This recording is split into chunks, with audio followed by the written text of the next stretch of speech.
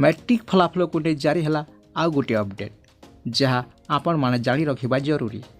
Matric परीक्षा शेष होगापर छात्र छात्री चाह बसी केबे सुधा प्रकाश पाइब रिजल्ट एने बोर्ड पक्षर जारी है नुआ सूचना। केउ तारीख में प्रकाश पाइब यह छड़ा केउ वेबसाइट रे सर्वप्रथमे प्रकाश पाइब रिजल्ट जानिबा पूर्व वीडियो को लाइक करंतु, चैनल को सब्सक्राइब करी बेल बटन ऑन करी ऑल सिलेक्ट करंतु। सरिला मैट्रिक परीक्षा मूल्यांकन गत मार्च मास 15 तारिख में 55 केन्द्र में चली मैट्रिक खाता मूल्यांकन। तेबे खाता देखा पर कड़ा सुरक्षा बल खातागुड़िक आनी कटक स्थित बोर्ड कार्यालय खातागुड़िक रखा जाइछि। तेबे खाता देखा सरी बेले केतेक परीक्षार्थी हिंदी और संस्कृत खाता मूल्यांकन को नहीं द्वंद्व उपजी सूचना मिली।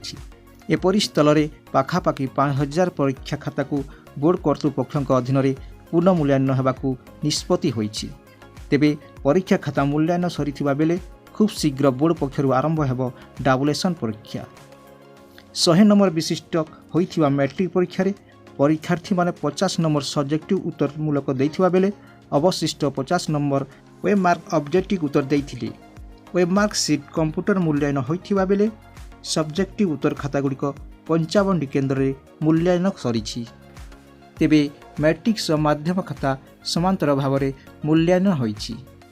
चलित वर्ष मैट्रिक खाता मूल्यांकन 15,000 रु ऊर्ध्व शिक्षक नियुक्ति होइथिले।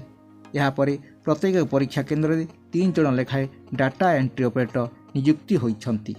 एपटे मिलिथिबा सूचना मुताबक यही अप्रैल मास 30 तारिख में रिजल्ट प्रकाश पाइबा नहीं सूचना रही। हेले एपर्यंत बोर्ड पक्षर कौन निर्धारित समय घोषणा होई नाही।